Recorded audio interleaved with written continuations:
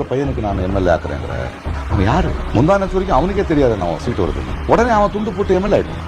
அது என்னடா சொன்ன அவன்? எங்க தலைவர் இன்னும் கொஞ்சம் ஸ்பீடு. சட்டமன்றத்தின் கொரோனாவே என் தம்பி சபரிதா.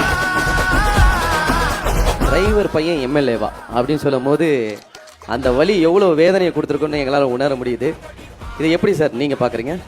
இல்லை, கிரிட்டிக்ஸ்ன்னு நிறையா நாங்கள் சின்ன வயசுலேருந்து பார்த்துருக்கோம். ஸோ இதுக்கெல்லாம் ஒரே ஒரு ரோல் மாடல் நான் எடுத்துட்டேன்னா தளபதி சிஎம் மட்டும் தான் ரோல் மாடல் எடுத்துப்பேன். ஏன்னா அவருக்கு வராத கிரிட்டிக்ஸ் கிடையாது, அவருக்கு வராத ப்ராப்ளம்ஸ் கிடையாது. பெங்களூர், கர்நாடகாலாம் நம்மளுக்கு கொஞ்சம் தெரியுதுன்னா அது காரணம் அவர் தான். அவருக்கு ஒரு தேங்க்ஸ் சொல்லிடுறேன். Thanks Prakash Raj sir, thank you.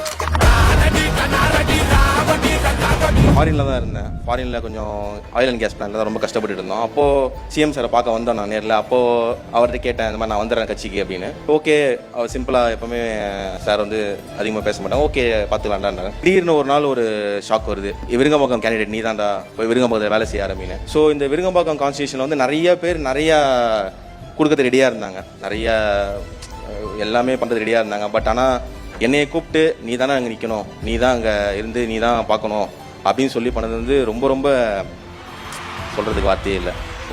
ரொம்ப ஒரு சாதா மிடில் கிளாஸ் ஃபேமிலி மெம்பர்ஸையும் எவ்வளோ மேலே தூக்கி விட்டது ஒரே ஒரு தலைவர், தங்கத் தலைவன் தளபதி அவர்கள் மட்டுமே தான். எல்லா விஷயமும் வந்து எங்களோட எல்லா உழைப்பும் எல்லாமே ஒரே ஒருத்தருக்காக மட்டும்தான். என்னோட அண்ணன், எங்களோட ஓனர்.